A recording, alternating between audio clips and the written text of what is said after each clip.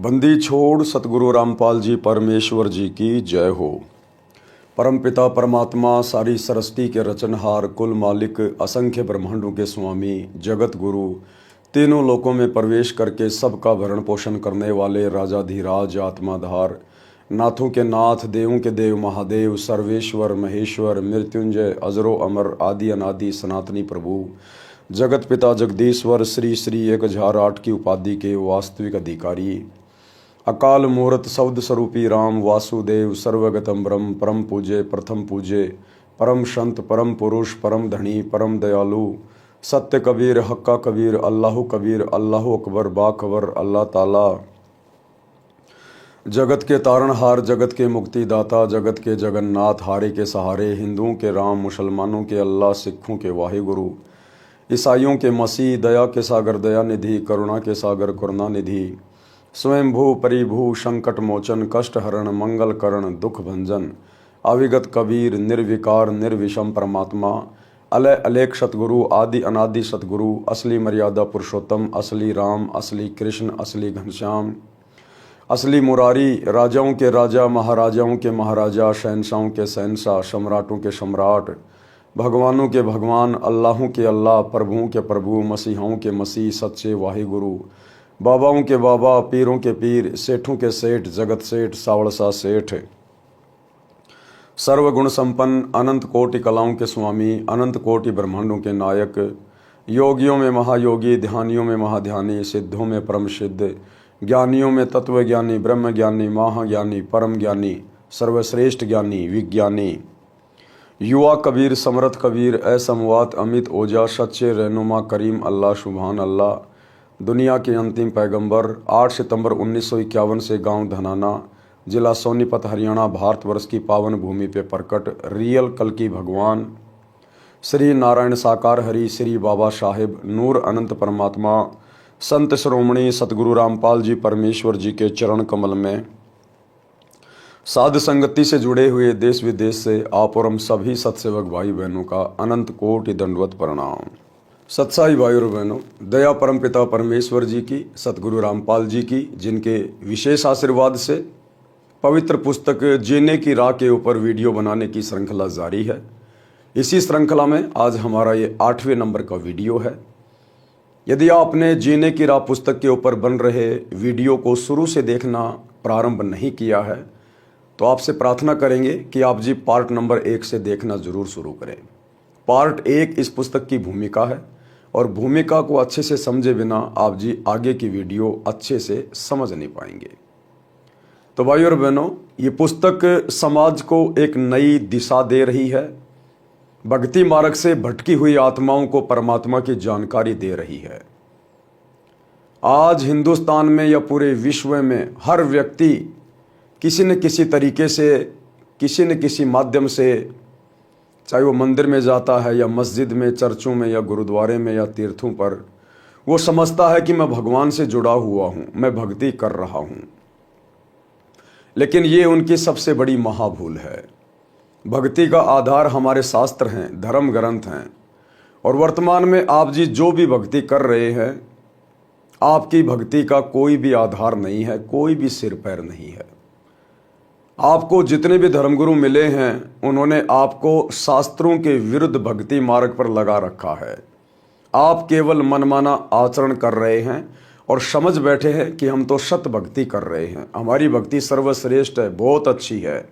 और आपको वर्तमान में जो भी थोड़े बहुत सुख प्राप्त हैं, सुविधाएं प्राप्त हैं, किसी का कारोबार बहुत अच्छा है, किसी की संतान अच्छी है, किसी का मकान अच्छा है, किसी का शरीर अच्छा है, ये सब कुछ प्रत्येक मनुष्यों को, स्त्री या पुरुष, उनके पिछले मनुष्य जन्मों के शुभ या अशुभ कर्मों के कारण प्राप्त होता है।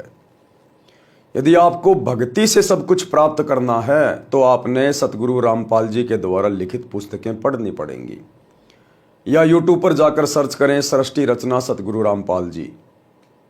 आपको अभी तक भक्ति का क ख ग भी याद नहीं है, ध्यान नहीं है।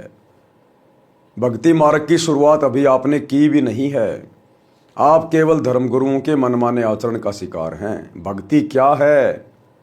भक्ति में क्या आनंद है? भक्ति से कैसे परमात्मा हमारे सौ कार्य सफल करता है, ये आपको सतगुरु रामपाल जी का ज्ञान सुनने के बाद पता चलेगा। आप जी पहले वाली भक्ति भी कर रहे हैं, अचानक से आपका जवान बेटा मर जाता है, आपकी जवान बेटी मर जाती है, घर में माता पिता की सड़क दुर्घटना में या बीमारी से अकाल मृत्यु हो जाती है। ये सब कुछ क्यों? आप तो भक्ति कर रहे हैं, आपकी भक्ति तो बहुत अच्छी है, सर्वश्रेष्ठ है, तो फिर अचानक से आपके ऊपर ये आपदाएं क्यों? जबकि भक्ति करने वालों की तो भगवान आपदाएं टाला करता है, इसीलिए तो भक्ति की जाती है। आज किसी भी धर्म में कोई भी व्यक्ति यदि साधना कर रहा है, भक्ति कर रहा है, तो यही सोच के करता कि हे परमात्मा मेरे परिवार में सुख शांति रहे, मेरे कारोबार में वृद्धि होती रहे, मेरा शरीर स्वस्थ रहे, मैं किसी भी प्रकार की दुर्घटनाओं का शिकार ना हो जाऊं, मेरे परिवार पर कोई संकटों का पहाड़ ना टूट जाए। इसीलिए तो भक्ति की जाती है। और वो भक्ति करते करते भी आप लोगों के ऊपर दुखों का पहाड़ टूटा हुआ है, उसके बावजूद भी आप लोग ये कह रहे हो कि हमारी भक्ति सर्वश्रेष्ठ है, बहुत अच्छी है। इसका मतलब अभी आपको भक्ति का ज्ञान ही नहीं है, अभी आपको भक्ति के विषय में जानकारी भी नहीं है। एक बार थोड़ा सा धैर्य करके सतगुरु रामपाल जी के द्वारा लिखित पुस्तकों को पढ़ना शुरू करें, या यूट्यूब पर सर्च करें सृष्टि रचना सतगुरु रामपाल जी। उसके बाद आपको पता चलेगा आप जो कर रहे हैं वो क्या है, और जो अभी आपने शुरू नहीं की है वो क्या है। तो भाई और बहनों, इस पुस्तक के ऊपर जो वीडियो बनाए जा रहे हैं, आज इस श्रृंखला में 8वें नंबर का वीडियो है। पिछले वीडियो में गुरुदेव भगवान ने हमें बहुत कुछ समझाया, बहुत कुछ बताया, विशेषकर नशे के विषय में, कि नशा इस मानव शरीरधारी प्राणी स्त्री या पुरुष के लिए कितना हानिकारक है। भक्ति मार्ग में सबसे ज़्यादा हानिकारक है नशा, जो हमारे 10वें द्वार सुषुम्ना द्वार को अवरुद्ध करता है, जिस द्वार से हमारी आत्मा ऊपर त्रिकुटी को जाती है, परमात्मा से मिलन होता है। तो गुरुदेव ने हमें बहुत कुछ समझाया था। आज के वीडियो में परमात्मा हमें समझा रहे हैं कि यह नशा तो गधे और घोड़े भी पसंद नहीं करते, यानी जानवर भी नशा पसंद नहीं करते, तम्बाकू खाना पसंद नहीं करते, और इंसान इस नशे को खुशी खुशी स्वीकार किए है, खुशी खुशी नशा करता है। ये काल करवा रहा है, जबरदस्ती करवा रहा है, हमारे कर्म बिगड़वाने के लिए, हमारे भक्ति मार्ग को अवरुद्ध करवाने के लिए, अपनी सोची समझी चाल के तहत। तो आज के वीडियो में गुरुदेव भगवान के आशीर्वाद से हम आगे बढ़ते हैं। पवित्र पुस्तक जीने की राह, वीडियो नंबर 8, पेज नंबर 58। तंबाकू से गधे घोड़े भी घृणा करते हैं, यानी तंबाकू इतनी गंदी चीज है, इतनी बेकार चीज है, जानवर भी इससे नफरत करते हैं, और इंसान इसका खुशी खुशी उपयोग कर रहा है, क्योंकि अभी इंसान को आध्यात्मिक ज्ञान नहीं है। एक दिन संत गरीबदास जी गांव छुडानी जिला झज्जर वाले किसी कार्यवश घोड़े पर सवार होकर जींद जिले में किसी गांव में जा रहे थे। मार्ग में गांव मालखेड़ी जिला जींद के खेत थे। उन खेतों में से घोड़े पर बैठकर जा रहे थे। गेहूं की फसल खेतों में खड़ी थी। घोड़ा रास्ता छोड़कर गेहूं की फसल के बीचों बीच चलने लगा। खेतों में फसल के रखवाले थे, वे लाठी डंडे लेकर दौड़े और संत गरीबदास जी को मारने लगे कि तेरा दिमाग खराब हो गया है क्या, हमारी फसल का नाश कर दिया, घोड़े को सीधा नहीं चला सकता। ज्यों ही उन्होंने संत गरीबदास जी को लाठी मारने की कोशिश की तो उनके हाथ ऊपर को ही जाम हो गए। सब अपनी अपनी जगह पत्थर की मूर्ति के समान खड़े हो गए। देखो भाई और बहनों, संत गरीबदास जी कोई सामान्य संत नहीं थे, कोई सामान्य व्यक्ति नहीं थे, वे स्वयं परमात्मा थे, एक संत की भूमिका कर रहे थे। और जैसे ही वो गांव वाले, जब उनकी फसल में से घोड़ा गुजरा तो गांव वाले लाठी डंडे लेके संत गरीबदास जी को मारने के लिए दौड़े। और जैसे ही मारने को हुए उसी समय संत गरीबदास जी की शक्ति के आगे वो जाम हो गए, जाम, मूर्तियां बन गए। भाई और बहनों, समय समय पर संत लीलाएं किया करते हैं। यहां पर तो संत गरीबदास जी ने उन लोगों को जाम कर दिया, बिल्कुल मूर्ति की तरह, ना हिल रहे ना डुल रहे। और ज्ञान गंगा पुस्तक में जब आप पढ़ेंगे तो पता चलेगा कि संत गरीबदास जी एक बार अपने भगत के घर से वापस गांव छुड़ानी को लौट रहे थे, तो रास्ते में एक छारा गांव था और छारा गांव के पंडित संत गरीबदास जी से ईर्ष्या करते थे। तो छारा गांव के सरपंच छाजू राम जी को गांव वालों ने बहका दिया और सरपंच जी ने संत गरीबदास जी के साथ में बदतमीजी की। संत गरीबदास जी को गोला लाठी लगा दी, गोला लाठी, यानी देसी भाषा में कहें तो संत गरीबदास जी को मुर्गा बनाकर और उनके दोनों पैरों के बीच में हाथों में एक डंडा फंसाकर और रस्सी से बांध दिया, जिसमें बहुत ज़्यादा पीड़ा होती है और बहुत ज़्यादा बदतमीजी की, मार पिटाई की। संत गरीबदास जी कुछ नहीं बोले। उसके बाद उनको छोड़ दिया गया। वे चुपचाप अपनी बैलगाड़ी को लेकर और गांव छुड़ानी आ गए। तो भाई और बहनों, संत देश काल और परिस्थिति के अनुसार अपनी लीला करते हैं।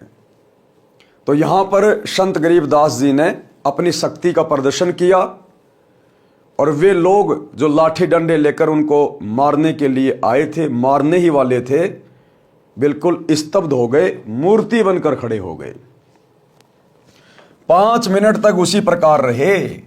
फिर संत गरीबदास जी ने अपना हाथ आशीर्वाद देने की स्थिति में किया तो उनकी स्तब्धता टूट गई और सब पीठ के बल गिरे, लाठियां हाथ से छूट गई, ऐसे हो गए जैसे अधरंग हो गया हो। रखवालों को समझते देर नहीं लगी कि ये सामान्य व्यक्ति नहीं है। सबने रोते हुए क्षमा याचना की। तब संत गरीबदास जी ने कहा कि भले पुरुषों, क्या राह चलते व्यक्ति के साथ ऐसा व्यवहार करते हैं? मारने को दौड़ रहे हो। पहले तो यह जानना चाहिए था कि किस कारण से घोड़ा फसल के बीच में ले गए हो। वे किसान बोले, अब बताइए जी, घोड़ा किस कारण से फसल में चला गया था? अब तो बेचारे गांव वालों की मजबूरी हो गई। अब तो हाथ जोड़ के पूछ रहे, जी हाँ जी, हाँ जी, बताओ जी, घोड़ा क्यों फसल के बीच में आ गया? संत गरीबदास जी ने पूछा कि इस खेत में इस फसल से पहले क्या बीज रखा था? उन्होंने बताया कि जवार बोई थी, जवार। उससे पहले क्या बोया था? उन्होंने बताया कि तमाकू बीजा था। संत गरीबदास जी ने बताया कि उस तमाकू की बदबू अभी तक इस खेत में उठ रही है। उसकी बदबू से परेशान होकर मेरा घोड़ा रास्ता त्याग कर दूर से जाने लगा। उस तमाकू को आप पीते हो? आप तो पशुओं से भी गए गुजरे हो। संत गरीबदास जी ने कहा कि तुमने इस खेत में जो पहले वाली फसल बोई थी, जवार, और उससे पहले जो तमाकू बोई थी 6 महीने पहले, उसकी बदबू अभी तक इस खेत से आ रही है और मेरा घोड़ा भी बिदक गया उस बदबू से। और भाई, तुम लोग उस तमाकू को रोज पीते हो। तुम तो जानवर से भी गए गुजरे हो, जानवर से भी गए गुजरे, जो लोग तमाकू का सेवन करते हैं। सुन लो ध्यान से, इसके बाद इस गांव में कोई व्यक्ति हुक्का नहीं पिएगा, तमाकू सेवन नहीं करेगा। यदि आज्ञा का पालन नहीं हुआ तो गांव को बहुत हानि हो जाएगी। उस समय तो सबने हाँ कर दी। संत के चले जाने के पश्चात बोले कि भर लेना हुक्टी। जब होकटी यानी छोटा हुक्का भरने लगे तो हाथ से चिलम छूटकर फूट गई। दूसरी होकटी की चिलम लाए, वह भी हाथ में ही चूर चूर हो गई। खेत में जितनी होकी थी सब टूट गई, चिलम भी फूट गई। भाई और बहनों, आने वाले समय में बिल्कुल यही होगा। हमने इतिहास से शिक्षा लेनी है। आज भी धरती पर वही समरस शक्ति सतगुरु रामपाल जी के रूप में प्रकट है, वही कबीर परमात्मा है। और इनका एक एक वचन सत्य होगा जो इन्होंने अपने सत्संगों में कह दिया या पुस्तकों में लिख दिया। गुरुदेव ने एक सत्संग में बताया कि आने वाले समय में जो व्यक्ति अपने मोबाइल में सत्संग नहीं चलाएगा, या फिर बकवास देखेगा, उन लोगों के मोबाइल फूट जाया करेंगे, उन घरों में टीवी फूक जाएगा, जल जाएगा, फूट जाएगा, ब्लास्ट हो जाएगा। जिन घरों में सतगुरु रामपाल जी के सत्संग नहीं चलेंगे, जो लोग फिल्में देखेंगे, धारावाहिक देखेंगे, मैच देखेंगे, उनके घरों में परमात्मा की शक्ति से उनके टीवी फूट जाया करेंगे। और टीवी चैनल वाले वैसे तो आने वाले समय में इनकी मजबूरी हो जाएगी सतगुरु रामपाल जी के सत्संगों को चलाना, क्योंकि युग परिवर्तन 2028 के बाद दुनिया और कुछ देखना पसंद ही नहीं करेगी। जैसे वर्तमान में हम सतगुरु रामपाल जी के शिष्य, या तो हमारे घरों में टीवी है ही नहीं, और अगर टीवी है तो केवल गुरुदेव के सत्संग सुनते हैं, केवल गुरुदेव के सत्संग, समाचार भी नहीं सुनते भगत भाई बहन, समाचार भी।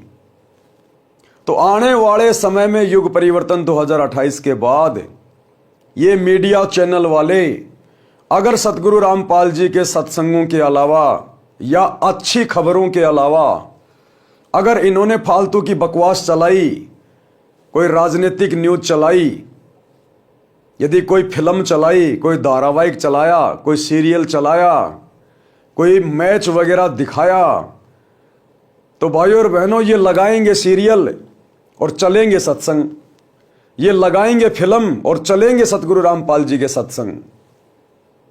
और अंत में इनकी मजबूरी हो जाएगी सत्संगों को चलाना, क्योंकि ये उपकरण, ये सोशल मीडिया, ये टीवी, इंटरनेट, मोबाइल, ये विज्ञान, ये सतगुरु रामपाल जी ने इंसान को बुद्धि देकर शुरू करवाई है। ये वैज्ञानिक उपकरण सतगुरु रामपाल जी ने बनवाए हैं, इस कबीर भगवान ने इंसानों को बुद्धि देकर। तो आने वाले समय में सतगुरु रामपाल जी की समर्थता के आगे ये तुम्हारी विज्ञान भी घुटने टेकेगी। जिस प्रकार गरीबदास जी ने कह दिया था कि आज के बाद कोई हुक्का नहीं पिएगा, उन्होंने सोचा कि उसने ऐसे कह दिया होगा। गांव में आके जैसे हुक्का भरने लगे, वो चिलम टूट गई, फूट गई। खेतों में जो हुक्के रखे थे वो टूट गए, फूट गए। तो इसी प्रकार आने वाले समय में यदि टीवी चैनलों पर कुछ चलेगा तो सत्संग चलेगा, नहीं तो लोगों के घरों में टीवियों में आग लग जाएगी, ब्लास्ट हो जाएंगे। ये संत का वचन है, साध वचन पलटे नहीं, पलट जाए ब्रह्मांड। दूसरी होक्टी की चिलम लाए, वो भी हाथ से ही चूर चूर हो गई। खेत में जितनी होकी थी सब टूट गई, चिलम भी फूट गई। रखवाले डर गए कि उस संत की लीला है। गांव गए तो गांव के सब हुक्के टूट गए, चिलम फूट गई, पूरे गांव में हड़कंप मच गया, भय का वातावरण हो गया। रखवाले गांव में आए तो कारण का पता चला। उस दिन के पश्चात गांव में वर्तमान तक हुक्का यानी तंबाकू सेवन कोई नहीं पीता। गांव का नाम है मालखेड़ी। हरियाणा के मालखेड़ी गांव में आज भी आप लोग जाके देख सकते हैं। और वो लोग यही कहेंगे कि भाई आदरणीय गरीबदास जी ने हमारे को हुक्का ना पीने का आशीर्वाद दे रखा है। उस गांव में गुरुदेव ने बताया यदि कोई रिश्तेदार आ जाता है तो वो लोग अपनी तरफ से हुक्का भर के नहीं देते, दूर से पकड़ा देते हैं, इशारा कर देते हैं। उस गांव में आज भी भय है और उस गांव के व्यक्ति हुक्का नहीं पीते हैं। हुक्का पीने वाले कहते हैं कि ले मेरे पास कड़वा तंबाकू है। यानी जो लोग नशा करते हैं, हुक्का पीते हैं, वो आपस में जब बैठ जाएंगे हुक्के के चारों तरफ तो कहेंगे ले मेरे वाला तंबाकू कड़वा है, ये वाला भर ले, ये वाला पी ले। तो परमात्मा कहते हैं नादानो, आज तुम भक्ति ना करके जो परमात्मा का विधान तोड़ रहे हो, इस मनुष्य जन्म का दुरुपयोग कर रहे हो, ये हुक्का पी रहे हो, नशा कर रहे हो, कड़वा कड़वा तंबाकू पी रहे हो। कल को जब ये शरीर छूटेगा, धर्मराज के दरबार में जाओगे, यम के दूत तुम्हारे मुंह में मूतेंगे, तुम्हारे मुंह में, और कहेंगे ले भाई तू तो कड़वा कड़वा पीने का शौकीन है ना, ले अब ये पेशाब पी तू, अब तेरी इच्छा पूरी की जाएगी। यहां पर हुक्का पीने वाले कहते हैं कि ले मेरे पास में कड़वा तंबाकू है, ये भर ले चिलम में। दूसरा कहता है कि ये मेरे वाला अधिक कड़वा है। संत गरीबदास जी ने बताया है कि मृत्यु के उपरांत यम के दूत उस कड़वा तंबाकू पीने वाले के मुख में मूत देते हैं।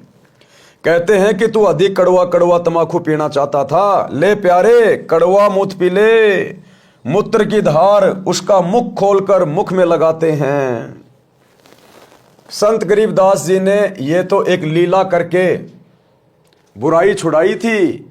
ज्ञान से जो प्रभाव पड़ता है वह सदा के लिए बुराई छुड़ा देता है।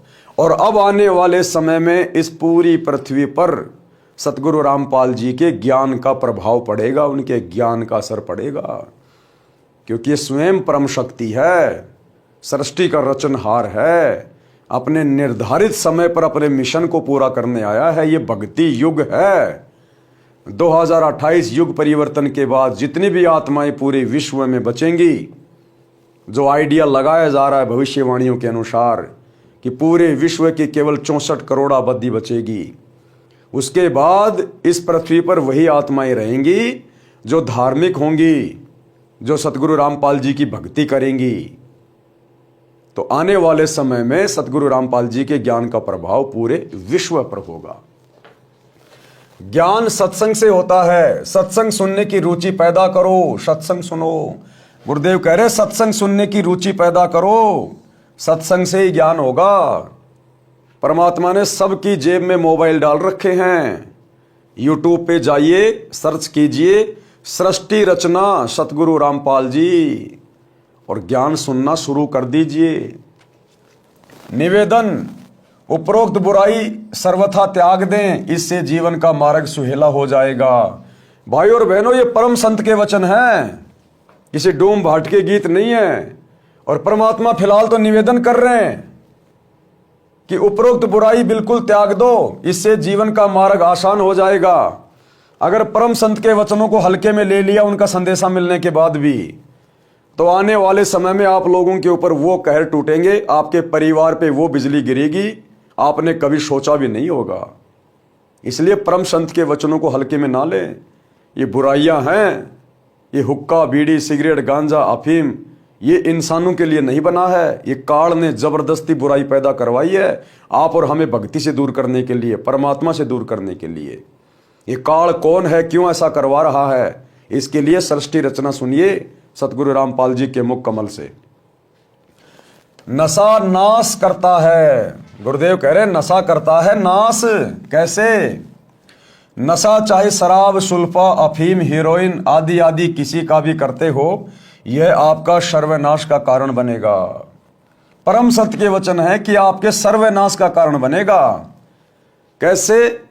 यहां भी आप जी बीमार हो जाओगे, तरह तरह के रोग लगेंगे, शरीर में कफ हो जाएगा, बाई हो जाएगी, जो है पित्त हो जाएगा। और जिसका शरीर स्वस्थ नहीं, वो आदमी चाहे कितना ही धनी हो, वो कभी सुखी नहीं हो सकता। और मरने के बाद तो नशा करने वाले के साथ में क्या बनेगी, आपने पिछली वीडियो में देख लिया। शराब पीवे कड़वा पानी, 70 जन्म कुत्ते के जानी। शराब पीने वाला लगातार 70 जन्म कुत्ते के भोगता है। सुरापान मदमासाहारी, गमन करे भोगे पर नारी, 70 जन्म कटत है शीशम, साक्षी साहिब है जगदीशम। नशा करने वाले की बहुत भयंकर दुर्गति यम के दूत करते हैं फिर, और नरक में ठोक दिया जाएगा। 84 लाख योनियों में गधा कुत्ता सुअर बनने के लिए विवश कर दिया जाएगा। नशा सर्वप्रथम तो इंसान को शैतान बनाता है, फिर शरीर का नाश करता है। शरीर के 4 महत्वपूर्ण अंग हैं, फेफड़े, लीवर, गुर्दे और हृदय। शराब सर्वप्रथम इन चारों अंगों को खराब करती है। सुल्फा यानी चरस दिमाग को पूरी तरह नष्ट कर देता है। हीरोइन शराब से भी अधिक शरीर को खोखला करती है। अफीम से शरीर कमजोर हो जाता है, अपनी कार्यशैली छोड़ देता है। अफीम से ही चार्ज होकर चलने लगता है। यानी अफीम खाने वाला व्यक्ति जब तक उसको अफीम नहीं मिलेगी, उसके हाथ पैर बिल्कुल ढीले हो जाते हैं, उसकी जो क्षमता है शारीरिक वो बिल्कुल कमजोर पड़ जाती है, वो आदी हो जाता फिर, और अंत में मरकर ही दम छूटता है, मरकर ही।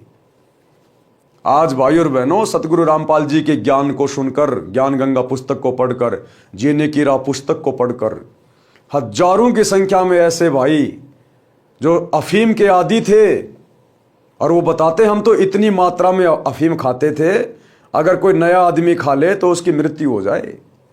एक दिन में इतनी इतनी अफीम खाते थे वो। और हर प्रकार से उन्होंने प्रयास कर लिया था। साधु संतों की शरण में भी गए, नशा मुक्ति केंद्रों में भी गए, अपने बाल बच्चों की भी सौगंध खा खा के छोड़ने का प्रयास किया, लेकिन नहीं छोड़ पाए।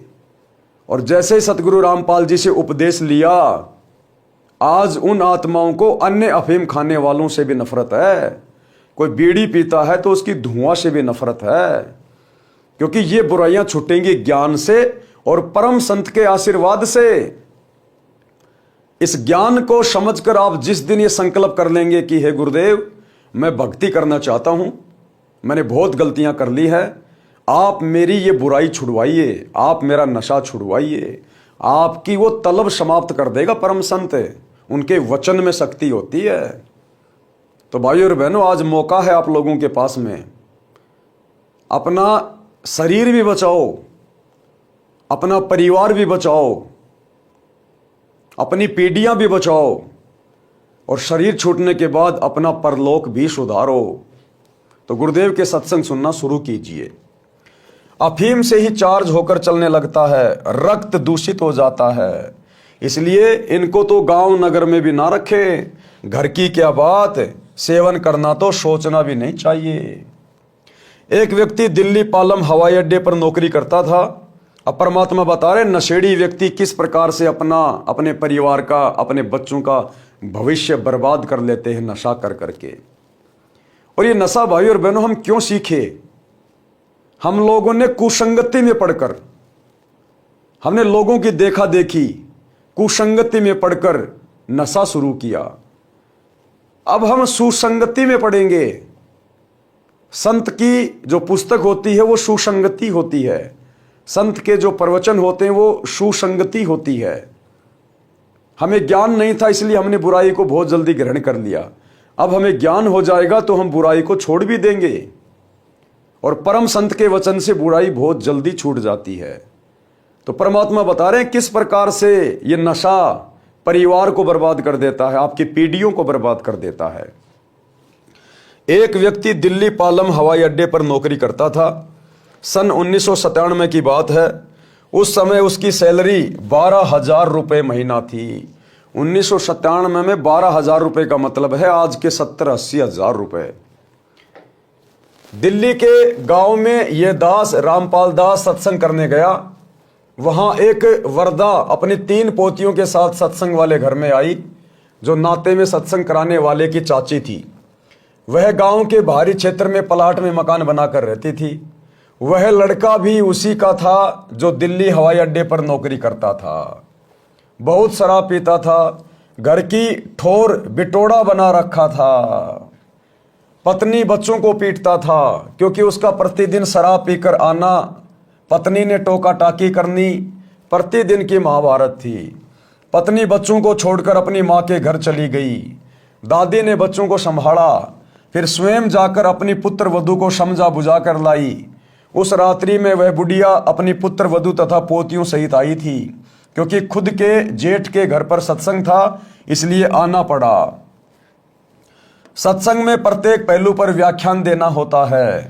पहले परमात्मा की भक्ति करने से लाभ तथा न करने से हानि बताई जाती है, जो पूरे विस्तार से बताई जाती है। उस दिन वह शराबी पहले घर गया। घर पर कोई नहीं मिला तो कुछ देर घर पर बैठा। फिर एक पड़ोसी ने बताया कि आपकी माताजी आपके ताऊ के घर पूरे परिवार को लेकर गई है, उनके यहाँ सत्संग हो रहा है, वही सबका खाना है। परमात्मा की करनी हुई, वह भी सत्संग में चला गया और सबसे पीछे बैठ गया, क्योंकि शराब पी रखी थी। सत्संग वचन, अब गुरुदेव ने क्या सत्संग में कहा, क्या वचन फरमाए? सत्संग में बताया गया कि मानव जन्म प्राप्त करके जो व्यक्ति शुभ कर्म नहीं करता तो उसका भविष्य नरक बन जाता है। जो नशा करता है यह तो इंसान से राक्षस बनाता है। जो व्यक्ति पूर्व जन्म के पुण्य कर्मों वाले हैं, उनको इस जन्म में उन शुभ कर्मों के प्रतिफल में अच्छी नौकरी मिली है। देखो भाई और बहनों, सतगुरु रामपाल जी कोई सामान्य व्यक्ति, कोई सामान्य संत नहीं है। इस परमेश्वर ने शुरू में गांव-गांव में जाकर अपनी आत्माओं को अपनी शरण में लिया, उनकी दुखती रग के ऊपर चोट मारी। गुरुदेव का उस गांव में सत्संग करना, उस शराबी आत्मा को अपनी शरण में लेना था।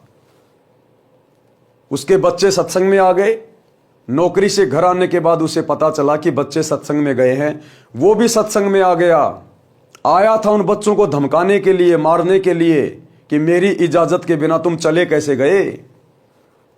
परंतु उसने देखा सत्संग हो रहा है, चलो सुन लेते हैं, सबसे पीछे बैठ गया क्योंकि शराब पी रखी थी। और परमात्मा ने वो सत्संग उसी के ऊपर किया, उसी के ऊपर कि भैया वर्तमान में ये जो थोड़ी बहुत जो सुख सुविधा प्राप्त है ना, छोटी मोटी कोई नौकरी वगैरह मिली हुई है, ये पिछले जन्मों की भक्ति के कारण है। तुम अपने पिछले जन्मों की कमाई वर्तमान में खा रहे हो। अगर वर्तमान में भक्ति नहीं करी और बुराइयां नहीं छोड़ी तो अगला जन्म तो छोड़ो, तुम्हारा ये जन्म ही अंत में नरक बन जाएगा, नरक। और अगले जन्म में तो फिर नरक में ठोके जाओगे, गधे कुत्ते की योनि में भेजे जाओगे।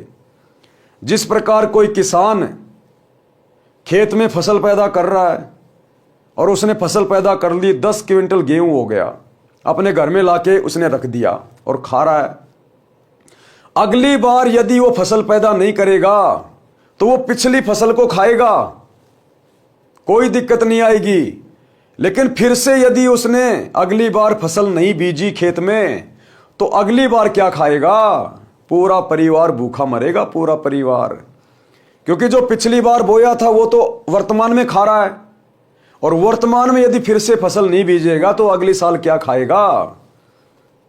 तो जो व्यक्ति सत भक्ति नहीं कर रहा है, शास्त्रों के अनुसार भक्ति नहीं कर रहा है, भक्ति भी कर रहा है तो देखा देखी नकली, और वर्तमान में उसके बहुत अच्छे कार्य सिद्ध हो रहे हैं, बढ़िया नौकरी लगा हुआ है, बढ़िया परिवार है, तो वर्तमान में जो भी सुख सुविधा वो भोग रहा है वो तो पिछले जन्म की भक्ति के कारण वर्तमान में परमात्मा उसको दे रहा है। लेकिन वर्तमान में अगर सत भक्ति शुरू नहीं की, सतगुरु रामपाल जी की शरण में आके भक्ति शुरू नहीं की, तो अगले जन्म में क्या होगा? गधा कुत्ता शुअर बनाया जाएगा। फिर कौन उसको हवाई अड्डे पे नौकरी में रखेगा? कौन उसको 80,000 रुपये देगा? कहाँ उसके ऐसो आराम के साधन लाएगा वो? तो परमात्मा कहते हैं कि इंसान को भक्ति शुरू करनी चाहिए। भक्ति धन सबसे बड़ा धन है। तो परमात्मा ने उसी आत्मा के ऊपर सत्संग करना शुरू कर दिया और क्या कहा कि जो व्यक्ति पूर्व जन्म के पुण्य कर्मों वाले हैं उनको इस जन्म में उस शुभ कर्मों के प्रतिफल में अच्छी नौकरी मिली है। यानी वो पालम हवाई अड्डे पर बढ़िया नौकरी कर रहा था या फिर अच्छा कारोबार है। यदि वर्तमान में शुभ कर्म भक्ति व दान धर्म नहीं करोगे तो भविष्य के जन्मों में गधा कुत्ता शुअर बैल बनकर धक्के व गंध खाओगे। अगले जन्म में कुत्ता बन के फिर एक टूक रोटी के लिए घर घर डोलेगा, घर घर। कोई टूक देगा तो कोई जूत देगा, खाना नहीं मिला तो खेतों में जाके गोबर खाएगा, टट्टी खाएगा। फिर जो आज मान रहा है कि मैं तो बहुत सुखी आदमी हूं और सत भक्ति वो कर नहीं रहा। जैसे मानव स्त्री या पुरुष जीवन में पूर्व के शुभ कर्म अनुसार अच्छा भोजन मिला है, अच्छा मानव शरीर मिला है, जब चाहो खाना खाओ, प्यास लगे पानी पियो, इच्छा बने तो चाय दूध पियो, फल तथा मेवा काजू बादाम खाओ।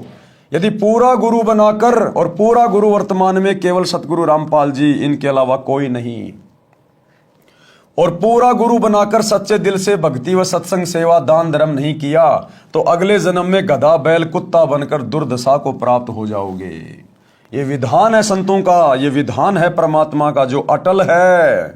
आज भले किसी को ना समझ में आए, न समय पर खाना मिलेगा, न पानी मिलेगा, न कोई गर्मी सर्दी से मक्खी मच्छर से बचने का साधन होगा। मानव जीवन में तो मच्छरदानी ऑल आउट से बचाव कर लेते हैं, गर्मी से बचने के उपाय खोज लिए हैं, परंतु जब पशु बनोगे तब क्या मिलेगा? संत गरीबदास जी ने परमेश्वर कबीर जी से प्राप्त ज्ञान को इस प्रकार बताया है। नर से ती तू पशुआ की जे गद्दा बैल बनाई, 56 भोग कहाँ मन भोरे कुरड़ी चरने जाई। भावार्थ, मानव शरीर छूट जाने के पश्चात भक्तिहीन तथा शुभ कर्महीन होकर जीव गधे बैल आदि आदि की योनियों यानी शरीरों को प्राप्त करेगा। फिर मानव शरीर वाला आहार नहीं मिलेगा, फिर सुबह उठते ही चाय नहीं मिलेगी, जूस नहीं मिलेगा, बढ़िया बढ़िया 56 प्रकार का भोजन नहीं मिलेगा, घूमने फिरने के लिए फिर आपको ये गाड़ी घोड़े उपलब्ध नहीं होंगे, मनमर्जी का खाना पीना सोना ओढ़ना नहीं मिलेगा। फिर तो गधे कुत्ते सुअर बनकर, आप अच्छे से जानते हो फिर एक बैल सारा दिन क्या करता है, एक गधा सारा दिन क्या करता है, कितनी मेहनत करता है। और कुम्हार गधे को खाना भी घर पे नहीं डालता, कान पकड़ के छोड़ देता है, बाहर कुरड़ियों पे चढ़ के आता है, सूखी सूखी घास। गधा बनकर कुरड़ी कूड़े के ढेर पर गंध खाएगा, बैल बनकर नाक में नाथा एक रस्सी डाली जाएगी, रस्से से बंधा रहेगा, न प्यास लगने पर पानी पी सकेगा, न भूख लगने पर खाना खा सकेगा।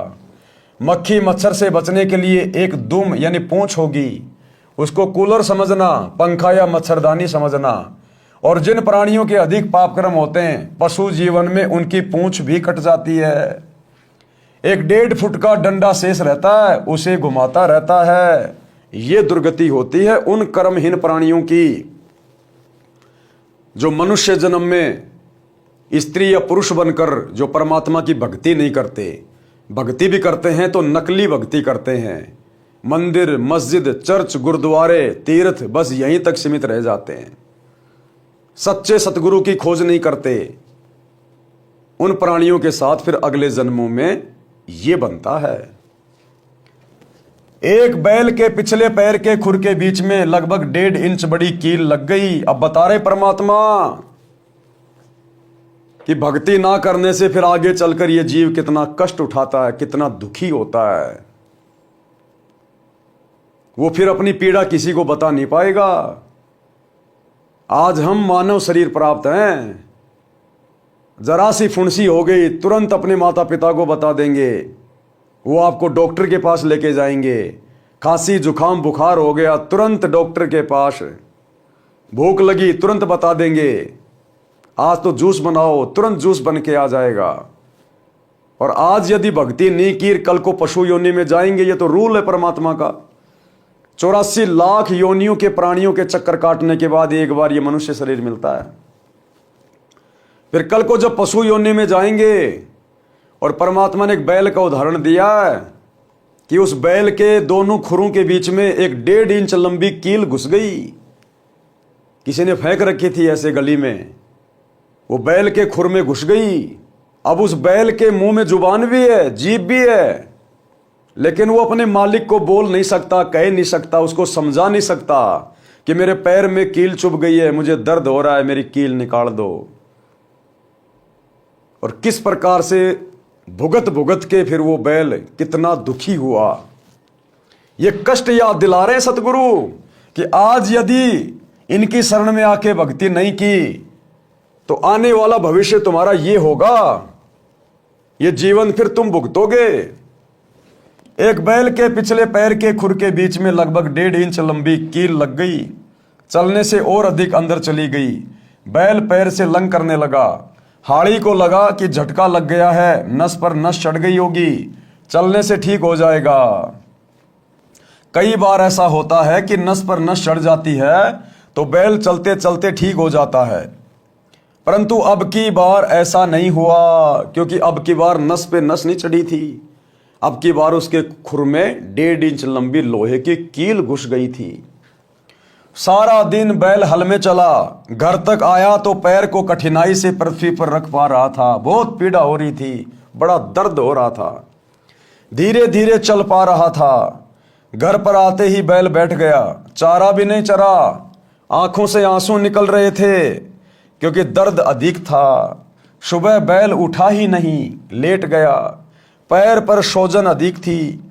गांव से पशुओं का डॉक्टर बुलाया, पुराने समय की बात है, उस समय ऐसा ही इलाज होता था। डॉक्टर ने देखकर बताया कि इसके घुटने में बाय है, पुराने गुड़ को कूटकर नरम करके पट्टी बांध दो, ठीक हो जाएगा। कील लगी थी खुर में, यानी पैर के नीचे वाले हिस्से में, और उपचार हो रहा था घुटने का। लगभग 1 महीने ऐसा चला। एक दिन घर के आदमी ने देखा कि बैल के पैर के तलवे यानी खुर के बीच से मवाद निकल रहा है। उसको साफ किया तो पाया कि कील लगी है। किसी औजार से कील निकाली, तब 1 सप्ताह में बैल ठीक हो गया, पेट भर चारा खाया पिया। अब परमात्मा कह रहे हैं विचार करो, आज संत के सत्संगों से दूर होने के कारण आप लोग चाहे कितनी सुख सुविधा प्राप्त कर रहे हो, लेकिन भाई ये परमानेंट नहीं है। वैसे तो इस जन्म का ही पता नहीं कब हमारा शरीर छूट जाए, कब एक्सीडेंट हो जाए, कब भूकंप आ जाए, कब लाइट से हाथ लग जाए, किसी का भरोसा नहीं। और यदि वर्तमान में भक्ति सत्य नहीं की तो अगला जन्म तो वैसे ही नरक बनने वाला है। तो फिर ये सारे जीवन हमने भोगने पड़ेंगे। फिर ये तो एक पशु का एक छोटा सा इंसिडेंट बता रहे हैं, एक छोटा सा इंसिडेंट। उस पशु का पैर भी टूट जाता है, उस पशु के चोट लगने से जख्म हो जाती है और घाव में कीड़े भी पड़ जाते हैं। बहुत भयंकर तरीके से फिर ये प्राणी दुख उठाता है। तो परमात्मा कह रहे हैं थोड़ा सा विचार करो, दिमाग लगाओ, इंसान हो जानवर नहीं हो। विचार करें, जब ये प्राणी मानव शरीर में था, कौन? वो बैल जब कभी आप और हमारी तरह मानव शरीर में था, वो कभी राजा भी था। वो बैल ब्रह्मा विष्णु महेश भी रह चुका है। वो बैल बहुत बड़ा सेठ भी रह चुका है। जब कभी वो मानव शरीर में था तो उसने सौपन में भी नहीं सोचा था कि एक दिन मैं बैल भी बन जाऊंगा, जैसे वर्तमान में आज नहीं सोच रहे लोग। क्यों नहीं सोच रहे? क्योंकि सतगुरु का सत्संग प्राप्त नहीं है। सत्संग से ज्ञान होता है, भविष्य की जानकारी होती है, और सत्संग हम सुनेंगे नहीं तो हमें भविष्य का पता कैसे चलेगा? आने वाले कष्टों के विषय में हमें जानकारी कैसे मिलेगी? और हमारा ये जीवन बर्बाद हो जाएगा। उसने सौपन में भी नहीं सोचा था कि एक दिन मैं बैल भी बन जाऊंगा। अब बोलकर भी नहीं बता पा रहा था कि दर्द कहां पर है। कबीर जी ने कहा है कि कबीर, जिव्या तो वाहे बली, जिव्या यानी जीव, जीव तो वाहे बली जो रटे हरि का नाम, नहीं तो काट के फेंक दियो मुख में भलो ना चाम। उसके मुंह में जीव है, लेकिन वो 1 महीने तक केवल भुगतता रहा, पीड़ा सहन करता रहा, लेकिन मुंह से बोलकर समझा नहीं पाया कि मालिक मेरे पैर में कील चुभी हुई है, क्यों मेरे घुटने पे पट्टी बांध रहे हो, मुझे पीड़ा तो खुर में है। वो प्राणी बोल भी नहीं पा रहा, सिवाय अपना कर्म भोगने के उसके पास कुछ भी ऑप्शन नहीं। तो परमात्मा हमें पहले से आगाह कर रहे हैं कि ये मनुष्य शरीर परमात्मा की भक्ति के लिए मिला है। ये प्रत्येक अंग हमें भक्ति में सहयोग के लिए मिले कि जीव तो वाहे बली जो रटे हरि का नाम, नहीं तो काट के फेंक दियो मुख में भला नहीं चाम। ये दूसरों की निंदा चुगली करने के लिए नहीं मिली है, ये फालतू में सारा दिन बड़बड़ करने के लिए नहीं मिली है। ये जीव हमें परमात्मा की महिमा करने के लिए, उनका सुमरण करने के लिए मिली है, नाम का जाप करने के लिए मिली है। और यदि हम इस परमात्मा के द्वारा दिए गए अंग का दुरुपयोग करेंगे, सत भक्ति नहीं करेंगे, सच्चे सतगुरु के सत्संग नहीं सुनेंगे, इनकी शरण में नहीं आएंगे, तो हमारे आगे आने वाले जन्मों में हम क्या क्या कष्ट भोगेंगे। ये थोड़ा सा ट्रेलर आप भाई बहनों को दिखाया जा रहा है। आपके आसपास खूब जानवर हैं, खूब पशु पक्षी हैं, उनका जीवन कितना सुखी है कितना दुखी है आप लोग भली भांति जानते हैं। अगर विचार नहीं कर पा रहे हैं तो सतगुरु सत्संग के माध्यम से तुम्हें विचार करने की सलाह दे रहा है। एक बार इनके सत्संग सुनना शुरू कर दीजिएगा यूट्यूब पे, तुम्हारी आंखें खुलती चली जाएंगी हम किस जेरे कुएं में बैठे हैं। कबीर, जिव्या तो वाहे भली जो रटे हरि को नाम, नहीं तो काट के फेंक दियो मुख में भलो ना चाम। भावार्थ, जैसे जीव शरीर का बहुत महत्वपूर्ण अंग है, यदि परमात्मा का गुणगान तथा नाम जाप के लिए प्रयोग नहीं किया गया तो व्यर्थ है, क्योंकि इस जुबान से कोई किसी को कुवचन बोलकर पाप करता है। बलवान व्यक्ति निर्बल को गलत बात कह देता है जिससे उसकी आत्मा रोती है। बद्दुआ देती है, बोलकर सुना नहीं सकता क्योंकि मार भी पड़ सकती है। ये पाप हुआ। आप किसी व्यक्ति को इस जुबान से गालियां निकालकर उसको दुखी कर देते हो, कुवचन बोलकर सामने वाले की आत्मा दुखी कर देते हो। ये जुबान फिर तुम्हें अगले जन्मों में परमात्मा की सजा का पात्र बना देगी, परमात्मा का सजा का पात्र। इसलिए मालिक कहते हैं ये जीव परमात्मा के गुणगान के लिए मिली है, ये जीव हमें भक्ति में सहयोग के लिए मिली है। फिर किसी की निंदा करके, किसी की झूठी गवाही देकर, किसी को व्यापार में झूठ बोलकर ठग कर अनेकों प्रकार के पाप मानव अपनी जीभ से करता है। परमेश्वर कबीर जी ने बताया है कि यदि जीभ का सदुपयोग नहीं करता है, यानी शुभ वचन, शीतल वाणी, परमात्मा का गुणगान यानी चर्चा करना, धार्मिक सदग्रंथों का पठन पाठन तथा भगवान के नाम पर नाम सुमरण जीभ से नहीं कर रहा है, तो इसे काट कर फेंक दो। कोरे पाप इकट्ठे कर रहा है, कोरे पाप। जीभ को काटने का कहना तो मात्र उदाहरण है, जो सतर्क करने को है। कहीं जीभ काटकर मत फेंक देना। अपने शुभ कर्म, शुभ वचन शुरू करना। यदि राम नाम व गुणगान नहीं कर रहा है तो पवित्र मुख में इस जीभ के चाम को रखना अच्छा नहीं है। मानव शरीरधारी प्राणी को वर्तमान में सन 1970 से विशेष सुविधाएं प्राप्त हैं, क्योंकि ये जो विज्ञान है जो वर्तमान में हम देख रहे हैं, जिस प्रकार से दुनिया भौतिकतावाद से संबंधित वस्तुओं का बहुत ज़्यादा उपयोग कर रही है, वैज्ञानिक उपकरण, ये सन 1970 के बाद बने। 1970 के बाद क्यों बने हैं, विचार करना चाहिए। आज से पहले क्यों नहीं बने? ये विज्ञान आज से पहले कहाँ थी? क्या आज से पहले धरती पर इंसान नहीं थे? क्या उनको इन वैज्ञानिक उपकरणों की आवश्यकता नहीं थी? सब कुछ थी, लेकिन उस समय परमात्मा ने इंसान को बुद्धि देकर ये वैज्ञानिक उपकरण नहीं बनवाने थे, क्योंकि ये भक्ति युग है, कलयुग की बिचली पीढ़ी है। इन चीज़ों की वर्तमान में आवश्यकता है भक्ति में सहयोग के लिए। मानव शरीरधारी प्राणी को वर्तमान में सन 1970 से विशेष सुविधाएं प्राप्त हैं, जिस कारण से दिनों दिन परमात्मा से दूर होता जा रहा है। उतनी ही गति से मानव के दुख निकट आ रहे हैं। वित्तीय स्थिति में सुधार है, परंतु मानसिक शांति समाप्त है। नशा इसका मुख्य कारण है। एक पिता नौकरी पर गया है, बच्चों की आशा होती है कि पिताजी आएंगे, कुछ आवश्यक वस्तुएं लाएंगे। पिताजी आते हैं तो छोटे छोटे बच्चे दौड़कर लिपटते हैं, प्यार पाते हैं। जिन बच्चों का पिता नशा करता है उनके घर में कलह का होना स्वाभाविक है। बच्चे भयभीत रहते हैं, उनका मानसिक विकास, शारीरिक विकास दोनों ही नहीं हो पाते। वह घर नरक समान हो जाता है। आज तो शराब पीकर मस्त है, उसकी इज्जत समाज में भी नहीं होती।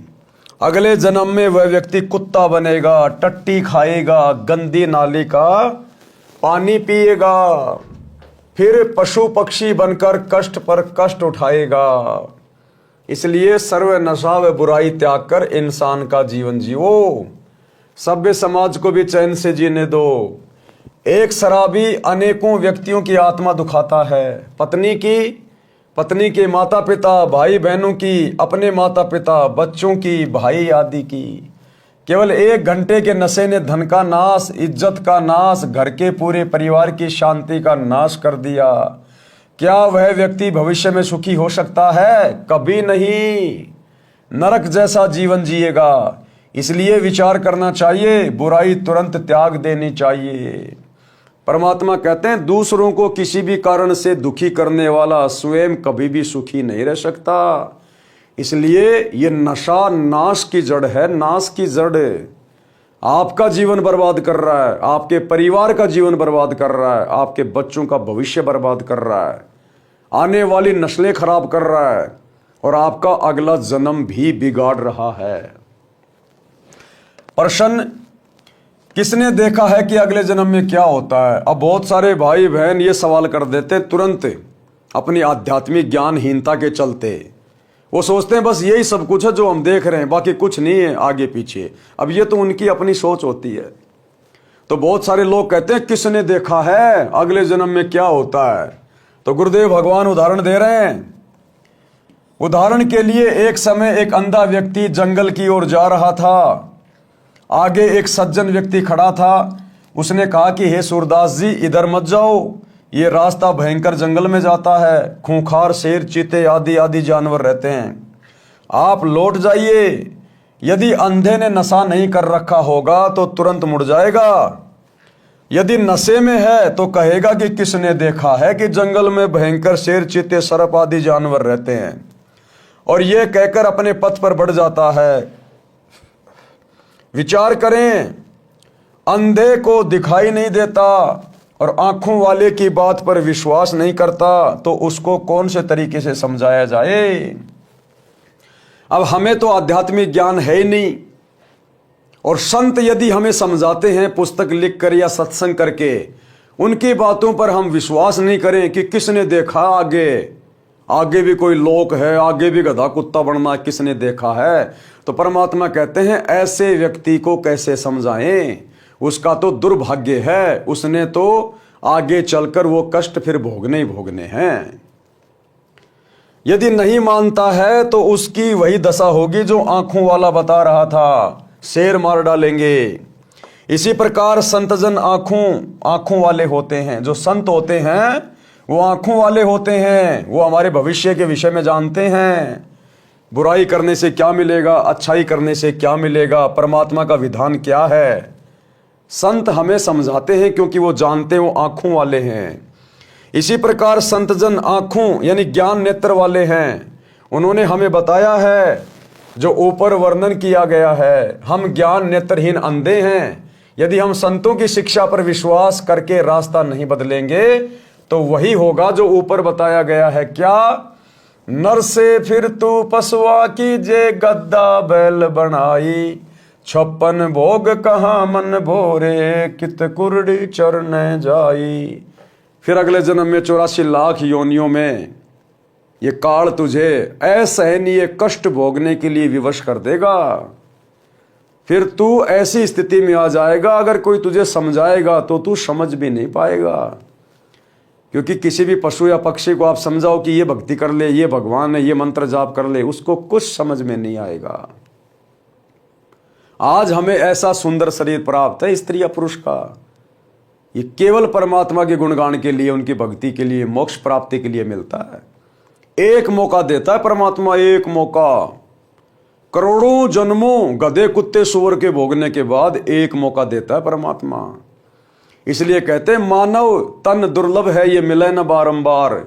जैसे पेड़ से पत्ता टूट जाए फिर वापस नहीं लगता डार, जिस प्रकार किसी पेड़ से पत्ता टूटकर एक बार जमीन पे गिर जाता है, वो पत्ता फिर वापस पेड़ पे नहीं लग सकता, इम्पॉसिबल। यदि एक बार ये शरीर छूट गया बिना सतभक्ति के, ये फिर 84 लाख योनियां भोगने के बाद ही मिलेगा। इतना आसान नहीं है कि अगला जन्म भी मनुष्यों का हो जाएगा, बार बार मनुष्य ही बनेंगे। ये तो आप और हमारी मनमानी सोच है कि इंसान तो इंसान बनता है, जानवर तो जानवर ही बनता है। शास्त्र क्या कहते हैं, संत क्या कहते हैं, वो परम सत्य है। आज आपका सौभाग्य कि आप लोगों को समझाया जा रहा है, बताया जा रहा है। अन्यथा ये प्रवचन, ये सत्य ज्ञान की बातें, सतयुग में वो बड़े बड़े ऋषि जिनको आज हम बड़े बड़े महापुरुष मानते हैं, जो लाखों लाखों साल तक तपस्या करते थे, हजारों हजारों साल जो साधना करते थे, उनको भी ये सत्य वचन सुनने को नहीं मिले। जो सत्य वचन, सत्य भाषण आज आपको सतगुरु रामपाल जी के मुख कमल से सुनने को मिल रहे हैं, उनके द्वारा लिखी पुस्तकें आपको पढ़ने को मिल रही हैं।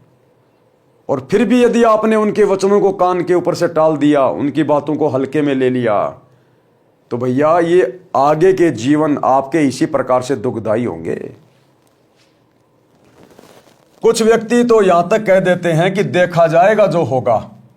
उनसे निवेदन है कि गधा बनने के पश्चात आप क्या देखोगे, फिर तो कुमार देखेगा। इस प्रकार के प्रवचन सत्संग में अवश्य सुनने चाहिए। कई कहते हैं देखी जाएगी, किसने देखा है। अरे फिर तू क्या देखेगा भाई, तू तो शरीर छूटने के बाद फिर गधा बनेगा ही बनेगा, परमात्मा का विधान है। फिर तो कुमार देखेगा जब तू गधा बनेगा, 2.5 मन का बोरा रखेगा, पीछे से मारेगा लठ, फिर तो कुमार ने देखना है। अगर आपने देखना है तो आज देखो, समय है। वह शराबी भी सत्संग में आ बैठा। अब चर्चा चल रही है उस व्यक्ति की। वो व्यक्ति सबसे पीछे आके सत्संग में बैठ गया और प्रवचन सुनने लगा, और परमात्मा ने उसी के ऊपर सत्संग कर दिया, क्योंकि संत अंतर्यामी होते हैं। वह शराबी भी सत्संग में आ बैठा, क्योंकि घर पर कोई नहीं था, ताला लगा था। कुछ देर के बाद नशा उतर गया और सब सत्संग सुनना पड़ा।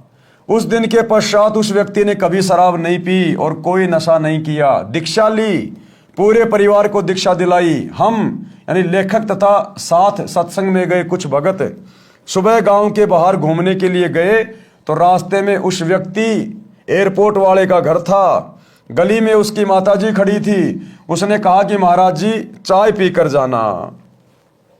उसकी माताजी ने क्या कहा गुरुदेव को कि महाराज जी चाय पी के जाना। निवेदन किया, विनती की। गांव के भगत ने बताया कि इनके घर अवश्य चलो, उजड़ा पड़ा है परिवार। साधु संतों के चरण पड़ने से घर पवित्र हो जाता है। हम सब उनके घर चले गए। हम कुल 5 जने थे। चारपाई आंगन में डली थी। मई का महीना था, पेड़ की छाया थी। उसकी माता जी ने अपनी पुत्र वधू से कहा कि बेटी चाय बना। उस बेटी ने चूल्हे में आग जलाकर डेगची में पानी डालकर चाय बनाना शुरू किया। आधे घंटे बाद हमने कहा कि चाय शीघ्र लाओ, हमने घूमने जाना है, फिर किसी अन्य गांव में सत्संग के लिए जाना है। परंतु फिर भी वह बेटी डेगची के नीचे आग जलाए जा रही थी। दोबारा कहा तो वो रोने लगी। गांव का भगत उठकर गया तो पता चला कि घर पर ना चीनी है, ना चाय पत्ती और ना ही दूध है। उस व्यक्ति की माताजी भी रोने लगी। कहा कि उजड़े पड़े हैं महाराज, बचा सको तो बचा लो। उसकी मां ने गुरुदेव भगवान से अरदास की रो रो के कि ये परमात्मा हमारा तो परिवार उजड़ा पड़ा है, आपके भरोसे है मालिक, बचा सको तो बचा लो। वह व्यक्ति दीक्षा लेकर समय से अपनी ड्यूटी पर चला गया था। कुछ दिन के पश्चात हम दिल्ली में ही पंजाब खोड़ गांव में सत्संग कर रहे थे। वहां पर वह व्यक्ति अपनी माता तथा पत्नी व 3 बेटियों को कार में बैठाकर सत्संग में लाया। पहले एक टूटी सी मोटरसाइकिल थी। सब बच्चों ने सुंदर वस्त्र पहन रखे थे। कह रहे थे कि पिताजी अब मम्मी के साथ कभी नहीं लड़ते। सब तनख्वाह दादी जी को देते हैं, हम तो स्वर्ग में रहने लगे। दादी जी बोली कि उस दिन आपके ऐसे दर्शन हुए कि हम तो उजड़े बस गए। मैंने कहा कि माई तेरा बेटा बुरा नहीं था, इसने ये अच्छे विचार कभी सुने ही नहीं थे। गुरुदेव भगवान ने कहा कि माई तेरा बेटा बुरा नहीं था। आत्मा कोई बुरी नहीं होती, इंसान कोई बुरा नहीं होता। बुराई, बुरे लोगों की कुसंगति में इंसान स्वतः ही सीख जाता है कि तेरा बेटा बुरा नहीं था, लेकिन उसकी जो संगति थी वो अच्छी नहीं थी। उसके कानों में कभी संतों के सत्संग नहीं पड़े थे, और यदि किसी के सत्संग भी कानों में पड़े तो वो संत ज्ञानहीन थे, अधिकारी नहीं थे, उनके वचनों में शक्ति नहीं थी, जिस कारण से कुछ भी परिवर्तन नहीं हो पाया। यदि पहले ये विचार सुनने को मिल जाते तो ये बुराई करता ही नहीं। ये सब परमेश्वर कबीर जी की कृपा है जो उस दिन ये सत्संग में आ गया और इसकी आत्मा का मैल साफ हो गया। आपका परिवार नरक से निकलकर स्वर्ग में निवास कर रहा है। परमात्मा की मर्यादा में रहना, कभी कष्ट नहीं आएगा। क्या कहा गुरुदेव ने कि भाई जो भक्ति आपको दे दी है, जो दीक्षा आपको दे दी गई है और जो नियम बता दिए गए हैं, अगर उन नियम मर्यादाओं में रह के भक्ति करोगे तो जिंदगी में कभी आपको कष्टों का सामना ही नहीं करना पड़ेगा। तो भाई और बहनों, जिस परम संत के एक सत्संग से एक उजड़ा हुआ परिवार स्वर्ग बन गया, तो सोचिए क्या आगे वाला लोक हमारा दुखी होगा। अरे कहते हैं जिसका ये लोक सुखी नहीं उसका परलोक कभी सुखी नहीं हो सकता, और जिसका ये लोक सुखी है उसका तो परलोक सुखमय है। तो जो परम संत नाम दीक्षा देकर इस गंदे लोक में सारी बुराइयां छुड़वाकर परिवार को ऋषि परिवार बना सकता है, संत परिवार बना सकता है, सुखी कर सकता है, तो भाई और बहनों क्या वो परमात्मा आपके लिए नहीं करेगा? क्या आप लोगों के उजड़े हुए परिवार को नहीं सुधारेगा? और आपको लगता है कि नहीं नहीं हम तो ठीक है, हमारा परिवार तो बहुत अच्छा है, खारे पीरे ऐश कर रहे हैं, ये कब उजड़ जाएगा कोई भरोसा नहीं है, कब उजड़ जाएगा। तो थोड़ा सा ठंडे दिमाग से विचार कीजिएगा। आपको वर्तमान में जो भी सुख सुविधा है आपके पिछले मनुष्य जन्म की भक्ति के कारण है। अगर वर्तमान में सत भक्ति शुरू नहीं की तो ये जीवन भी अंधकार में डूबेगा अंत में। और आने वाले जीवन तो आपने पहले पढ़ ही लिए, गधे के, कुत्ते के, सुअर के, बैल के, कितना कष्ट उठाना पड़ेगा। भक्ति करते रहना, कई पीढ़ी का उद्धार हो जाएगा। भाई जब वो खुद भक्ति पे लग गया तो उसका पूरा परिवार भी भक्ति पे लग गया, और जब उसके बच्चे बचपन से ही भक्ति करने लग गए तो वो तो कभी जिंदगी में बुराई की तरफ देखेंगे नहीं। तो इसी प्रकार से आने वाली पीढ़ियां इस भक्ति को करती रहेंगी, क्योंकि वर्तमान में सतगुरु रामपाल जी ने जो ये भक्ति मार्ग चला दिया है ये कई हजारों साल तक चलेगा, कई हजारों साल तक। तो गुरुदेव ने कहा कि तेरी पीढ़ियों का भी उद्धार हो जाएगा। इस प्रकार सत्संग से मानव उद्धार होकर विश्व में शांति, आपसे प्रेम बढ़ता है। सत्संग विचार अवश्य सुना करो, पढ़े भक्ति मर्यादा पृष्ठ 287 पर। यानी सतगुरु रामपाल जी से उपदेश लेने के लिए क्या क्या भक्ति मर्यादा है, क्या क्या नियम है, क्या क्या बुराइयां आपने छोड़नी पड़ेंगी, किन किन बातों का ध्यान रखना पड़ेगा, आगे चलकर इसी पुस्तक में हम पेज नंबर 287 पर पढ़ेंगे। माता पिता की सेवा व आदर करना परम कर्तव्य। आजकल समाज में संतों के सत्संगों के अभाव से और बहुत सारी बुराइयों ने जो समाज को घेर लिया है, ये तरह तरह की फिल्में, धारावाहिक, सीरियल, दुनिया भर की फैशन, भाग दौड़ वाली जिंदगी, भौतिकतावाद की आग लगी हुई है दुनिया में, अश्लीलता, फूहड़ता, नग्नता। आज युवा बच्चे अपने माता पिता का सत्कार करना भी भूल गए। बच्चों का अपने माता पिता के प्रति क्या कर्तव्य है वो भी धीरे धीरे जनरेशन बोलती जा रही है। तो गुरुदेव भगवान हमें याद दिला रहे हैं कि थोड़ा ठहरो, थोड़ा विचार करो, अंधे होके मत दौड़ो। आप भी किसी दिन माता पिता बनोगे, आपका भी बुढ़ापा आएगा। आज जैसा व्यवहार तुम करोगे अपने माता पिता के साथ, दादा दादी के साथ, ये व्यवहार आने वाले समय में फिर तुम्हारी संतान तुम्हारे साथ करेगी। तो गुरुदेव भगवान क्या समझा रहे हैं? माता पिता की सेवा व आदर करना परम कर्तव्य। प्रत्येक माता पिता की तमन्ना होती है कि मेरी संतान योग्य बने, समाज में बदनामी ना मिले। लेकिन भैया मात्र ये सोचने से संतान संस्कारी नहीं बनेगी।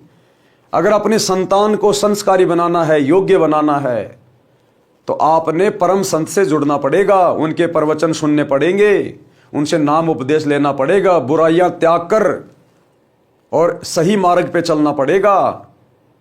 जब परिवार में माता पिता भक्ति करेंगे, उनके अच्छे विचार होंगे, शुद्ध विचार होंगे, बुराई करने से डरेंगे, तो बच्चे माता पिता से देखकर ही सीखते हैं, बच्चे भी उसी रास्ते पे चलेंगे, तो परिवार ऑटोमेटिक ही स्वर्ग बन जाएगा। प्रत्येक माता पिता की तमन्ना होती है कि मेरी संतान योग्य बने, समाज में बदनामी ना मिले, अच्छे चरित्र वाली हो, आज्ञाकारी हो, वृद्ध अवस्था में हमारी सेवा करे, हमारी बहू हमारे कहने में चलने वाली आए, समाज में हमारी इज्जत रखे, वृद्ध अवस्था में हमारी सेवा करे, प्यार से व्यवहार करे। सतयुग त्रेता द्वापर तक यह मर्यादा चरम पर रही। यानी सतयुग त्रेता और द्वापर युग तक बेटा बेटी आज्ञाकारी होते थे, माता पिता की सेवा किया करते थे, अपने घर की इज्जत का ख्याल रखा करते थे, बाहर बड़े बूढ़ों की भी शर्म माना करते थे। लेकिन वर्तमान में यह कलयुग की पिछली पीढ़ी आ गई, भक्ति युग, और काल को चिंता बन जाती है कि कहीं ये आत्मा ये सत भक्ति प्राप्त करके मेरे जाल से बाहर ना निकल जाएं। इसलिए वो हमें हर प्रकार से बिगाड़ने का प्रयास करता है। ये नशा उसी काल के षड्यंत्र के तहत समाज में फैला है। इसलिए परमात्मा को आना पड़ा धरती पर, अन्यथा ये कलयुग का लास्ट समय हो जाता, लास्ट समय। ये 4,32,000 का जो कलयुग है ना टोटल, अगर सतगुरु रामपाल जी वर्तमान में धरती पर ना आते, अपने पावन चरण कमल ना रखते और ये सत भक्ति का प्रचार प्रसार ना करते, इस धरती पर आग लग जाती, आग। लेकिन थोड़ी बहुत जो शांति आज हम महसूस कर रहे हैं ना, ये सतगुरु रामपाल जी के कारण, और उनके भक्तों के घरों में जो पांचों यज्ञ हो रहे हैं, जो धर्म कर्म हो रहे हैं, उनके कारण आज ये शांति थोड़ी बहुत बरकरार है। लेकिन बहुत जल्द आने वाले समय में 2028 के आसपास बहुत बड़ा झटका लगेगा दुनिया को, बहुत बड़ा झटका, क्योंकि ये दुनिया सतगुरु रामपाल जी के ज्ञान पर विचार नहीं कर रही है, संत रामपाल जी की शरण में आकर और अपने अच्छे दिन लाने की ओर नहीं चल रही है। इसलिए युग परिवर्तन 2028 का समय निश्चित है। दुनिया बहुत भयंकर समस्याओं से गुजरेगी। अगर उस समय से पहले पहले आप जी इनके प्रवचन सुनकर इनकी शरण में आ जाओगे तो आपके और आपके परिवार का बचाव है। अन्यथा 2028 युग परिवर्तन, और जब जब युग परिवर्तन होता है पृथ्वी पर बहुत भयंकर परिस्थितियां बिगड़ती हैं, बहुत जबरदस्त, जब दो युगों की टक्कर होती है। तो क्या कह रहे परमात्मा, सतयुग त्रेता द्वापर तक ये मर्यादा चरम पर थी, सब सुखी जीवन जीते थे। कलयुग में कुछ समय तक तो ठीक रहा, परंतु वर्तमान में स्थिति विपरीत ही है। इसे सुधारने का उद्देश्य लेखक यानी रामपाल दास रखता है। इन बिगड़ी हुई परिस्थितियों को सुधारने का यदि एकमात्र किसी का प्रयोजन है तो केवल सतगुरु रामपाल जी का, क्योंकि आए ही इसलिए है परमात्मा सतलोक से। आशा भी करता हूं कि भगवान की कृपा से, ज्ञान के प्रकाश से सब संभव हो जाता है, हो भी रहा है और होगा, ये मेरी आत्मा मानती है। जब गुरुदेव ने कह दिया तो 100% होगा। माता का संतान के प्रति प्यार। एक लड़के का पिता मृत्यु को प्राप्त हो गया। उस समय वह 10-11 वर्ष का था। माता ने अपने इकलौते पुत्र की परवरिश की। माता तथा पिता दोनों का प्यार माता जी ने दिया कि कहीं पुत्र को पिता का भाव कष्ट ना दे। लड़का युवा होकर शराब का आदी हो गया तथा वेश्यागमन करने लगा। माता से रोजाना रुपए मांगे और आवारागर्दी में उड़ाए। एक दिन माता जी के पास पैसे नहीं थे। शराब के नशे में माता को पीटा तथा वेश्या के पास गया। उस दिन पैसे नहीं थे तो वेश्या ने कहा कि अपनी माता का दिल निकाल ला। उल्टा घर आया, माता बेहोश थी। छुर्रा मारकर माता का दिल निकाल कर चल पड़ा। नशे में ठोकर लगी और गिर गया। माता के दिल से आवाज आई कि बेटा तेरे को चोट तो नहीं लगी। नशे से बना शैतान वेश्या के पास माता का दिल लेकर पहुंचा तो वेश्या ने कहा कि जब तू अपनी माता का हितैषी नहीं है तो मेरा क्या होगा। ये कोई बनावटी कहानियां नहीं है, बनावटी कथा नहीं है, ये सत्य कथा है। इस सृष्टि में सब कुछ घटित हो चुका है, सब कुछ, क्योंकि सतगुरु कभी झूठ नहीं कहता। सतगुरु उसी का नाम है जो सत्य कहता है, जो सत्संग करता है। उस वेश्या ने कहा कि नालायक, जब तू अपनी जन्म देने वाली माता का भला नहीं कर सका, तू उसका नहीं हो सका, तो मेरा कहां से हो जाएगा यदि मैंने तेरे से शादी कर ली तो। किसी के बहकाव में आकर तू मुझे भी मार डालेगा। मेरे को तो तेरे से पीछा छुड़ाना था कि तू अब निर्धन हो गया है, मेरे किस काम का। इसलिए ये शर्त रखी थी कि तू माता का दिल निकाल नहीं सकता, क्योंकि वह तेरे को कभी किसी वस्तु के लिए मना नहीं करती थी। हे शैतान, चला जा मेरी आंखों के सामने से। ये कहकर वेश्या ने उसे घर से बाहर धक्का देकर द्वार बंद कर लिया। वह शैतान घर आया, माता के शव पर विलाप करने लगा। कहा कि माता जी, हो सके तो भगवान के दरबार में भी मुझे बचाना। आवाज आई कि बेटा कुछ नहीं हुआ, बस तेरे को खुश देखना चाहती हूँ। उसी समय नगर के लोग आए, थाने में सूचना दी। उस अपराधी को राजा ने फांसी की सजा दी। राजा ने फांसी चढ़ाने से पूर्व उसकी अंतिम इच्छा जानी तो उस लड़के ने कहा कि कुछ नागरिकों को बुलाया जाए, मैं अपनी कारगुजारी को सबके साथ साझा करना चाहता हूं। नगर के व्यक्ति आए। उस लड़के ने अपना जुल्म कबूला और बताया कि मैंने उपरोक्त जुल्म किया। मेरी माँ की आत्मा अंतिम समय में भी मेरे सुखी रहने की कामना करती रही। मेरे को नशे ने शैतान बना दिया। मैंने वेश्यागमन करके समाज को दूषित किया। आप लोग मेरे से नसीहत लेना। जो घोर पाप मैंने अपनी माता जी को परेशान करके किया, कोई और मत करना। माता जैसी हमदर्द संसार में पत्नी भी नहीं हो सकती, भले वह कितनी ही नेक हो। माता अपने बेटा बेटी को इतना प्यार करती है कि सर्दियों में बच्चा पेशाब कर देता है तो माता स्वयं उसके पेशाब से भीगे ठंडे वस्त्र पर लेटती है, बच्चे के नीचे सूखा बिछोना देती है। यदि बच्चा भूख से रो रहा होता है तो खाना बीच में छोड़कर उसे पहले अपना दूध पिलाकर शांत करती है। यानी भाई और बहनों, नशे के कारण उस आत्मा ने कितना बड़ा जुल्म कर दिया, अपनी माता तक को मार दिया। यानी नशे में आदमी शैतान हो जाता है, शैतान। उससे अपने अच्छे बुरे की, अपने भविष्य की, अपने परिवार की, समाज में इज्जत की कुछ भी परवाह नहीं होती है। इसलिए गुरुदेव भगवान कह रहे हैं कि अभी समय है, भक्ति युग है, सतगुरु धरती पे प्रकट है, आप लोगों तक ये जानकारी पहुंच रही है। अगर आज भी भक्ति नहीं करोगे, सतमार्ग नहीं अपनाओगे, बुराई नहीं छोड़ोगे, तो कल को शरीर तो छूटेगा छूटेगा, ये आपके चाहने से सदा नहीं बना रहेगा। मृत्यु यहां का अटल संविधान है, ये मृत्यु लोक है, ना यहां कोई रह सका ना कोई रह पाएगा। तो कल को फिर ऊपर परमात्मा के दरबार में जाना पड़ेगा, अपना हिसाब किताब देना पड़ेगा, फिर वहां क्या मुंह लेके खड़ा होगा, फिर 84 लाख योनियों में ठोक दिया जाएगा, पशु पक्षियों की योनियों में असहनीय कष्ट भोगने के लिए। तो परमात्मा हमें समय रहते समझा रहे हैं सत्संगों के माध्यम से। पिता बच्चों की हर संभव गलती क्षमा कर देता है। कौन पिता? परम पिता। सांसारिक पिता भी अपने बच्चों की, अपने बेटा बेटियों की हर गलतियों को क्षमा कर देता है, नजरअंदाज कर देता है, याद भी नहीं रखता।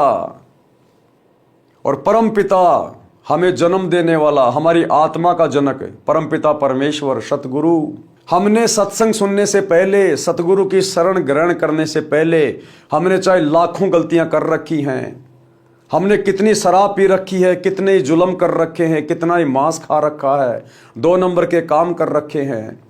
परमात्मा यानी सतगुरु, जिस दिन हम उनकी शरण में आते हैं ज्ञान को समझकर अपनी आत्मा के कल्याण के लिए, उसी दिन परमात्मा हमारे सभी अवगुणों को, सभी गलतियों को माफ कर देता है, हमें हर प्रकार के कर्म की मार से मुक्त कर देता है, और आगे हमें ऐसा निर्मल ज्ञान दे देता है, हम आगे सौपन में भी गलती नहीं कर सकते ये ज्ञान समझ में आने के बाद, क्योंकि प्रत्येक कर्म का परिणाम हमारी आंखों के सामने घूमता रहेगा।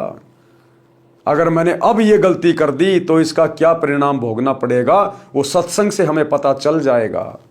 हमारे अंदर वो डर पैदा हो जाएगा, भय पैदा हो जाएगा, हम सौपन में भी गलतियों की तरफ कभी नहीं चलेंगे। तो भाई और बहनों, कैसे परमात्मा यानी सतगुरु अपने भक्तों की हर गलतियों को माफ कर देता है, जो गलतियां हमने ना केवल इस जन्म में बल्कि असंख्य जन्मों में जाने अनजाने में कर रखी होती हैं। तो इस विषय में हम कल रात्रि 8 बजे Facebook page Pawan Das is live के ऊपर लाइव जुड़कर सुनेंगे। तो आज के वीडियो में केवल इतना ही। कल रात्रि 8 बजे सभी भाई बहन लाइव जुड़िए। तब तक गुरुदेव भगवान हम सबको आज्ञा दे, इजाजत दे, आशीर्वाद दे। बंदी छोड़ सतगुरु रामपाल जी भगवान की जय हो। भाई जो गुरु बचन पे डट गे, कट गे फंद 84 के, कट गे फंद 84 के, कट गे फंद 84 के। भाई जो गुरु बचन पे डट गे, कट गे फंद